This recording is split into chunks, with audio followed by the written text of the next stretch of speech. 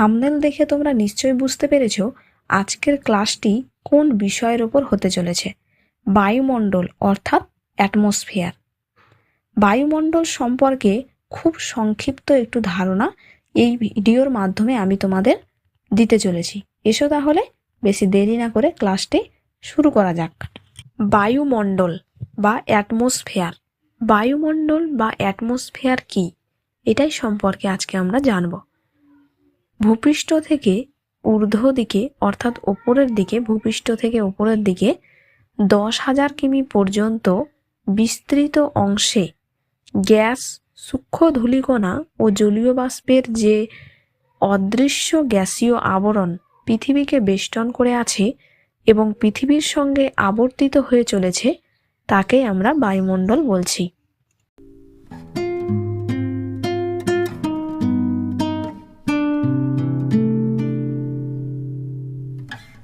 বায়ুমণ্ডলের বেশ কিছু বৈশিষ্ট্য আমরা লক্ষ্য করে থাকি। আজ আমি তোমাদের এই বৈশিষ্ট্যগুলি সম্পর্কেই জানাতে চলেছি। কি সেই বৈশিষ্ট্যগুলি? এসো তাহলে আমরা সেগুলো জেনে নিই। বিস্তার। বায়ুমণ্ডলের বিস্তার কতটা সেটা সম্পর্কে আমরা জানব। বায়ুমণ্ডলের বিস্তার সমুদ্রপৃষ্ঠ থেকে ওপরের দিকে 10,000 কিমি পর্যন্ত। ভূপৃষ্ঠ থেকে 100 কিমি বায়ুমণ্ডল আবহবিদ্যা এবং 100 কিমির ওপরের যে বায়ুমণ্ডল সেটি অ্যারোনমির অন্তর্গত।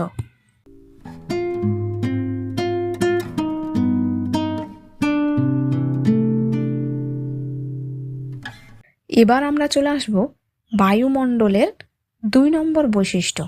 2 নম্বর বৈশিষ্ট্যটি হলো আবর্তন।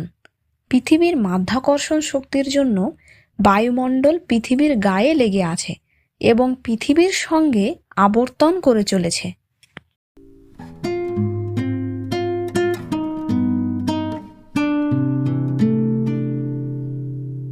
বায়ুমণ্ডলের আরও একটি গুরুত্বপূর্ণ বৈশিষ্ট্য হলো ভর।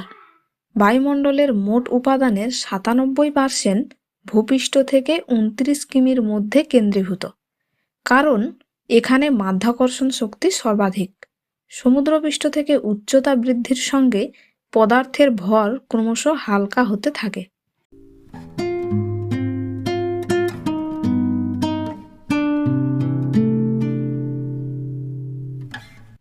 চাপ। বায়ুমণ্ডলের চাপ 16 কিমির মধ্যে সীমাবদ্ধ থাকে এবং 5.6 কিমির নিচে সর্বাধিক চাপ থাকে।